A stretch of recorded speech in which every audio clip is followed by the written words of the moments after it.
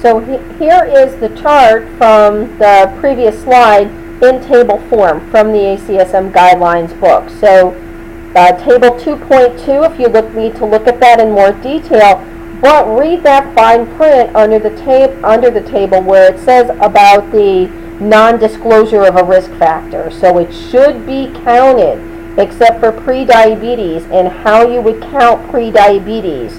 That you're supposed to count it for people greater than or equal to 45, especially if they're overweight, and if they're younger than 45, if they're overweight and they've got additional risk factors for pre-diabetes.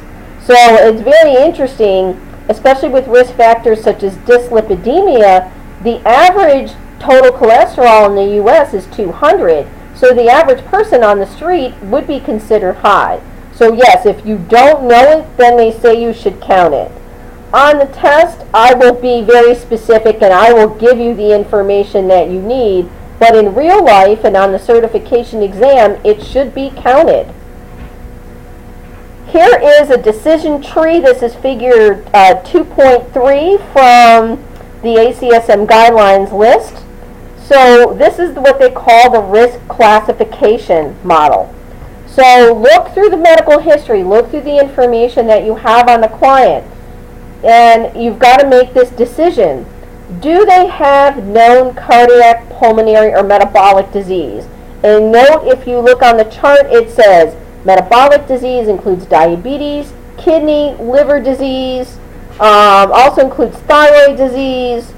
So yes, if a person has known disease, they are automatically put in that high risk category.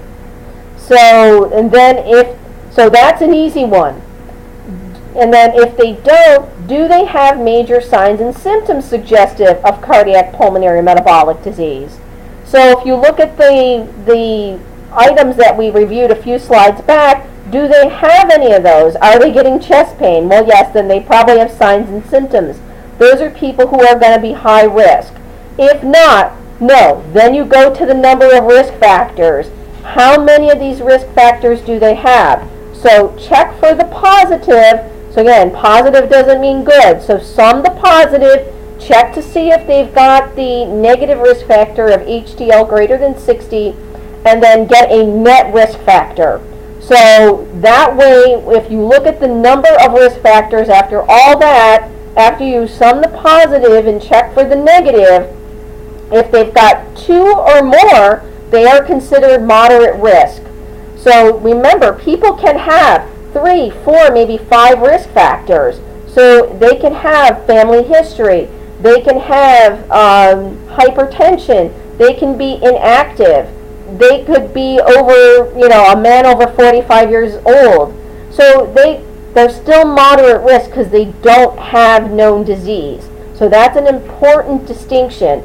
Everyone is moderate risk until they say, I have a heart attack, I had diabetes, I have COPD.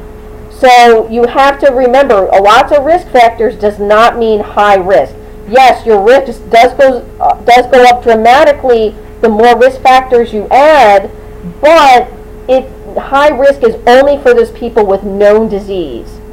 And then low risk is for people who have less than 2. So fewer than 2 risk factors, so 0 to 1.